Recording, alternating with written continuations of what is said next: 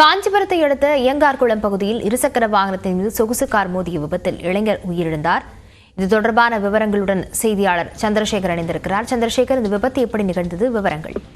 நிச்சயமாக நான் காஞ்சிபுரம் அடுத்த ஐயம்பேட்டை பகுதியைச் சேர்ந்த பாலமுருகன் மற்றும் ரமேஷ் நண்பர்கள் இருவரும் நேற்று 1 மணி அளவில் திருவண்ணாமலை மாவட்டம் வெண்பாக்கம் பகுதியில் தனது உறவினர் நிகழ்ச்சிக்கு சென்று விட்டு திரும்பி கொண்டு வந்திருந்த பொழுது காஞ்சிபுரம் அடுத்த ஐயங்கார்குளம் பகுதியில் ஒரு வளைவில் திரும்பிக் கொண்டிருந்தார். இருசக்கர வாகனத்தில் சென்று கொண்டிருந்த போது எதிரே சொகுசு கார், அதாவது BMW சொகுசு காரில் அதிவேகமாக வந்து நிலை தடுமாறி அந்த பகுதி இருசக்கர வாகனத்தில் சென்று கொண்டிருந்த பாலமுருகன் மற்றும் ரமேஷ் மீது மோதி சுமார் 50 மீட்டர் வரை தரதரமென இழுத்து வந்து அந்த CCTV காட்சி தற்போது சமூக வலைதளங்களில் வைரலாகி வருகிறது. இந்த நிகழ்ச்சியை வந்து சம்பவ இடத்துக்கு வந்த தாலுகா போலீசார் வழக்கு பதிவு செய்து இந்த பாலமுருகன் மற்றும் ரமேஷ் மீது காஞ்சிபுரம் அரசு தலைமை மருத்துவமனையில் அனுமதி கொண்டிருந்த போது செல்லும் வழியிலேயே பாலமுருகன் சிகிச்சை பலனின்றி இறந்துள்ளார். உடன் சென்றிருந்த ரமேஷ் என்பவர் தற்போது மேல் சிகிச்சைக்காக சென்னை மருத்துவமனைக்கு அனுப்பப்பட்டு தாலுகா போலீசார் வழக்கு பதிவு செய்து தற்போது விசாரணை மேற்கொண்டு வருகின்றனர்.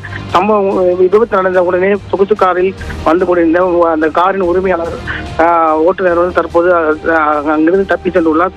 மேலும் தாலுகா போலீசார் வழக்கு பதிவு செய்து தப்பி ஓடி சென்ற அந்த ஓட்டுநரை தற்போது தேடி வருகின்றனர். விவரங்களுக்கு நன்றி சந்திரசேகர்.